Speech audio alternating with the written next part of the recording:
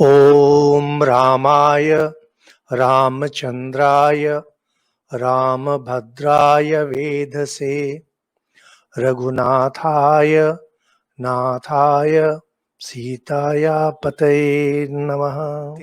वाल्मीकि जी कहते हैं कि वहीं अयोध्या के आसपास एक ब्राह्मण रहते थे गर्ग गोत्र के। गर्ग गोत्र के जो होते हैं ये ज्योतिष विद्या के बारे में काफी जानते हैं।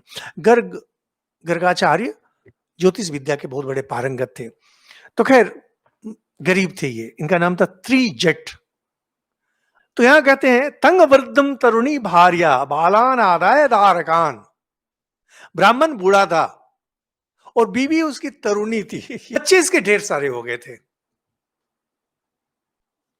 तो कहते हैं कि त्रिजट बहुत तेजस्वी थे, लेकिन गरीब थे लेकिन तेजस्वी थे।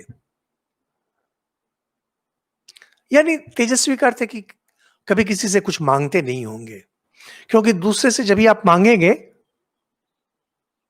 आपका तेज समाप्त हो जाएगा। अपना तेज समाप्त करने का सबसे अच्छा तरीका होता है दूसरे से मांगा कीजिए।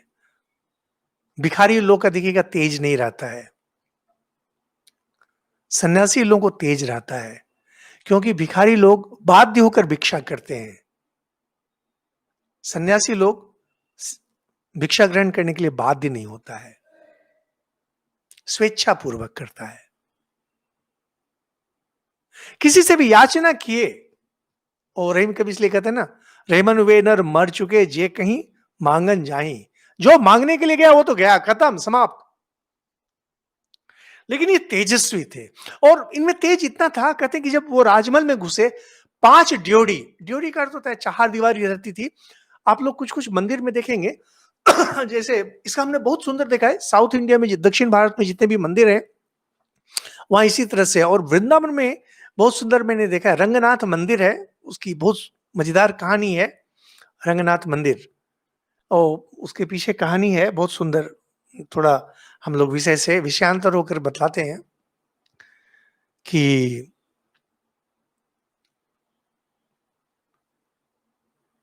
श्री चैतन्य देव के एक शिष्य थे रूप गोस्वामी। वो वृंदावन में रहकर साधना करते थे, दिन भर रात भर जब ध्यान जब ध्यान जब ध्यान करते थे। और भिक्षा में उन्हें, और 2-3 घर में घूमकर उन्हें जो रोटी मिलती थी, रोटी और पानी, बस यही खाना था रोज। सूखी रोटी पानी, सूखी रोटी पानी, सूखी रोटी पानी। तो एक दिन स्वप्न में भगवान ने उनके दर्शन दिए, कृष्ण जी ने कहे कि देखो तुम्हारा सब कुछ अच्छा है, बहुत बड़े भक्त हो, लेकिन ये सूखी रोटी मुझसे खाई नहीं जाती है। भगवान जी बोल रहे हैं थोड़ा अगर नमक की व्यवस्था कर देते रोटी के साथ। वो रोटी के साथ नमक भी नहीं करते थे। तो थोड़ा नाराज हुए, क्योंकि अब एक घर से सब कुछ लेंगे नहीं, एक घर से 2 रोटी लेंगे, दूसरे घर से 2 रोटी लेंगे, एक घर से 1 रोटी लेंगे। अब नमक के लिए उन्हें और 3 घर का चक्कर लगाना पड़ेगा, क्योंकि हर जगह नहीं भी मिल सकता है। तो बहुत अनमने ढंग से बोले कि अच्छा ठीक है, आपके लिए मैं मांग लिया करूंगा। अब वो रोटी और नमक रोज भोग लगाना शुरू किए भगवान जी को। ये चलता रहा चलता रहा। उसके बाद भगवान कृष्ण फिर एक बार आकर के स्वप्न में बोलते हैं, ये रोटी नमक नहीं जमता है, थोड़ी घी की अगर व्यवस्था कर देते। तो रूप गोस्वामी तुरंत हाथ जोड़कर बोलता है, प्रभु ये हमसे नहीं होने वाला है। रोटी नमक की तो व्यवस्था मैं कर दूंगा, लेकिन ये घी मांगने के लिए मैं कहीं नहीं जा सकूंगा। अगर आपको इतना ही शौक है कि आपको अच्छा भोग मिले, तो आप किसी अमीर भक्त को जाकर पकड़िए, मुझसे नहीं होने वाला है। बहुत मजेदार चीज है कि देखिए उनके इष्ट वही आदेश दे रहे हैं, लेकिन इनका जो आदर्श है इससे नहीं हिल रहे हैं। इसमें सबसे बड़ा है किसी से नहीं मांगना। मैं जैसे भी हूं मांगूंगा नहीं।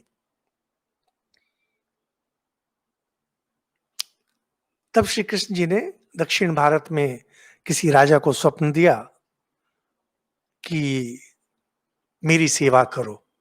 तो वृंदावन में आकर के उन्होंने 7 ड्योढ़ी की ये रंगनाथ मंदिर बनाया और वहां दिन भर भोग ही चलता रहता है। आप लोग जो वृंदावन गए होंगे, आप देखेंगे रंगनाथ मंदिर में वो दिन भर वो भोग ये वो सब कुछ चलता है। तो वृंदावन बहुत बहुत ही विचित्र जगह है, जहां ऐसे तपस्वी भी आपको मिलेंगे कि जो भगवान के कहने पर भी भिक्षा ग्रहण के लिए नहीं गए और केवल रोटी नमक देते चले गए। और ऐसे भक्त भी आपको मिलेंगे जिन्होंने रंगनाथ मंदिर जैसा मंदिर खड़ा कर दिया। तो वहां ड्योरी है, 1 ड्योरी, 2 ड्योरी, 3 ड्योरी। तो यहां श्री रामकृष्ण देव भी कहानी में कहते हैं 7 ड्योरी के पार राजा। तो श्री रामचंद्र जी युवराज हैं, 5वीं ड्योरी के पार हैं। तो 5वीं ड्योरी तक उसका ऐसा तेज था ब्राह्मण का, उसे कोई रोक नहीं सका। तो श्री रामचंद्र जी के पास जाकर कहते हैं कि निर्धनो बहुपुत्रोस्मि राजपुत्र महाबल। एक तो मैं निर्धन हूं और उस पर मेरे बहुत सारे पुत्र हैं। श्री रामचंद्र जी हंसकर कहते हैं, थोड़ा मुस्कुराकर विनोद से, गवाम सहस्रम पेकम न च विश्रानितम मया। कहते हैं कि देखिए, मेरे पास बहुत गाय है, युवराज के रूप में, राजा के रूप में नहीं। यानी राजा दशरथ की जो संपत्ति है उसकी नहीं, युवराज की अपनी संपत्ति है। ये हुआ करता था, मैंने पहले भी इसके बारे में कहा। तो कहते हैं कि देखिए ऐसा कि मेरे पास असंख्य गाय हैं। तो गोधन एक बहुत महत्वपूर्ण धन हुआ करता था पहले के दिनों में। तो कहते हैं कि मैंने कुछ दान किया, लेकिन अभी तक तो 1000 गाय भी मैंने दान नहीं किया है, मेरे पास बहुत गाय है। तो आप ऐसा कीजिए, आपके हाथ में जो डंडा है इसको आप फेंकिए और ये डंडा जितनी दूर जाकर गिरेगा, यहां से वहां तक जितनी गाय है सब मैं आपको दे दूंगा। राजा रामचंद्र जी मजाक कर रहे हैं, बाद में कहेंगे। ये ब्राह्मण देवता जोश में आ गए कि अभी तक अभाव में थे, दरिद्र थे, और अभी इन्हें मौका मिला है। तो इन्होंने तुरंत अपनी धोती वोती ठीक से बांधी और वो डंडा लिया, जम करके घुमाया, फेंका। और इतना इतने जोर से फेंका, शक्ति भी थी और शायद योग बल भी था। तो कहते हैं वो सरयू के पार बहुत दूर जाकर के डंडा गिरा।